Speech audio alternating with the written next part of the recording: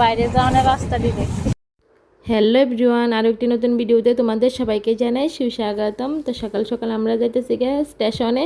কে লেগে স্টেশনে আইসি এত সকালে 7:32 বাজতেছে। সব কিছু তোমরা জানতে পারবা, ভিডিওটা কন্টিনিউ দেখতে থাকো। আর এদিকে দেখো আমাদের জাতীয় পতাকা খুব সুন্দরভাবে উঠতেছে।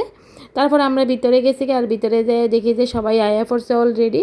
তো ওইদিকে সবাই মিলে ফটো তুলতেছি। আর স্টেশন আমার উদ্দেশ্য হয়েছে যে সবার সাথে দেখা করা। তো এদিকে সবাই মিলে ফটো তুলতেছে, যে এটি সবাই হয়েছে আমরা পাড়ার লোক, আমার বাপের বাড়ির পাড়ার লোক।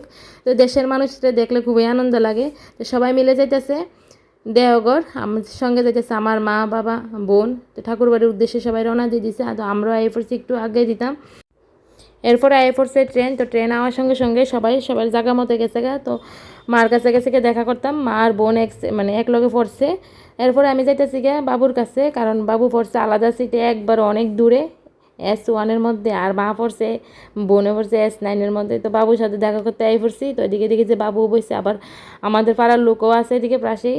তো কাকুমণি কাকু তারা সবাই আছে। তো এরপরে সবার সাথে কথাটা কইলাম। তারপর দেখি যে ট্রেন ছেড়ে দিছে। তো ট্রেন যেতে থাকে, তো তারা দেওঘরের উদ্দেশ্যে রওনা দিয়ে দিয়েছে। তারা যাত্রা শুভ হোক, এটাই কামনা।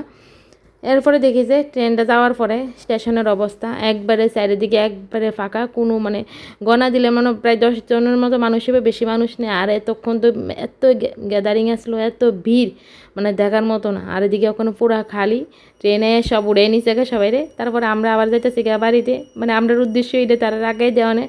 এরপরে এদিকে দেখো বোন একটু ভিডিও করে পাঠাইছে ট্রেনের অবস্থা কি, এতটা ভিড় হওয়ার কারণ হয়েছে কারণ ইলেকশন আছে, যে এর জন্য বলে এতটা ভিড় হইতেছে। তো প্রচুর গ্যাদারিং, ভিতরে গ্যাদারিং, যত স্টেশনের লোক আসলো সবটি ট্রেনটা উড়ে নিচে এর লেগে স্টেশনটা একবারে ফাঁকা খালি হয়ে গেছে তো এরপরে বাড়িতে আই পড়ছি।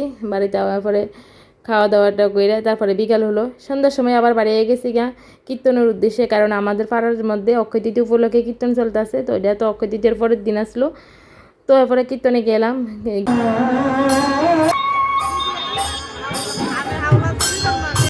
অনেকক্ষণ কীর্তন দেখলাম, অনেক মানুষ হয়েছে, খুবই ভালো লাগতেছে দেখে সেটা।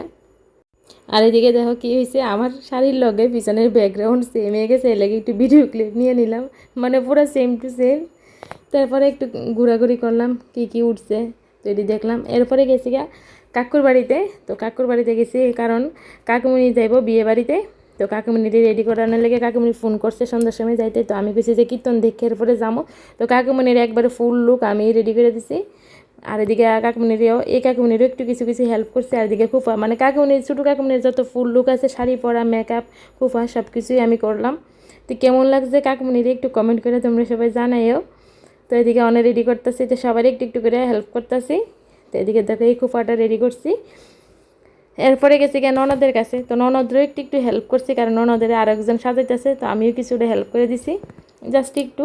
আর দিকে দেখো কেমন লাগতেছে ননদের শাড়িটা, আর ননদের কেমন লাগতেছে সব কিছু কমেন্ট করে জানাইও।